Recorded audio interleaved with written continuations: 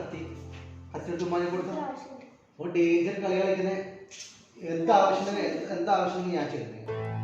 കണ്ടില്ലേ, ഇത് നമ്മുടെ വീടുകളിൽ സാധാരണയായി നടക്കുന്ന ഒരു രംഗമാണ്. കത്തിയോ സൂചിയോ ബ്ലേഡോ ഒരു സേഫ്റ്റി പിന്നു പോലും മൂർച്ചയുള്ളത് എന്തുമാകട്ടെ ചെറിയ കുട്ടികൾക്ക് ഉപയോഗിക്കൽ അത്യാവശ്യമെങ്കിൽ പാരന്റ്സിന്റെ ഹെൽപ്പിലോ മേൽനോട്ടത്തിലോ ആയിരിക്കും ചെയ്യുന്നത്. വലിയവരൊക്കെ ഉപയോഗിക്കുന്നതല്ലേ, തീരെ ഉപയോഗിക്കാതിരുന്നാൽ എങ്ങനെ ഇതിന്റെ ഉപയോഗം പഠിക്കാനാ എന്ന ന്യായങ്ങൾ പറഞ്ഞ് നമ്മൾ ഇത് കുട്ടികൾക്ക് കൊടുക്കാറുമില്ല. കാരണം ചെറിയ കുട്ടികൾക്ക് എങ്ങനെ ഇത് ഉപയോഗിക്കണമെന്ന് അറിയില്ല, ഇതിലുള്ള അപകടം എന്തെന്നും അറിയില്ല. ഇനി ഈ കത്തിയുടെ സ്ഥാനത്ത് നമ്മുടെ കുട്ടികളുടെ മൊബൈൽ ഉപയോഗത്തെ വെച്ചു നോക്കുക.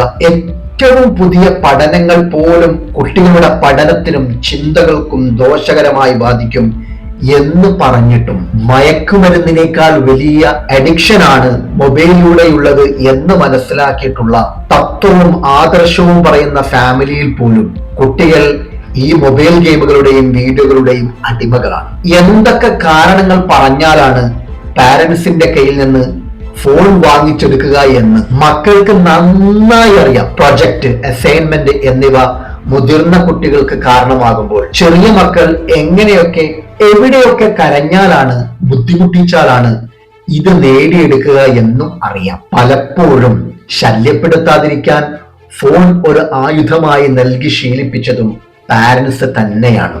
ചുരുക്കത്തിൽ കത്തി കൊണ്ടുണ്ടാകുന്ന മുറിവ് നേരിട്ട് കാണാവുന്നതാണ്, പക്ഷേ മൊബൈൽ ഉപയോഗത്തിലൂടെ ഉണ്ടാകുന്ന അപകടം പ്രകടമല്ല, ജീവിതത്തെയാണ് അത് മുറിച്ചു കളയുന്നത്.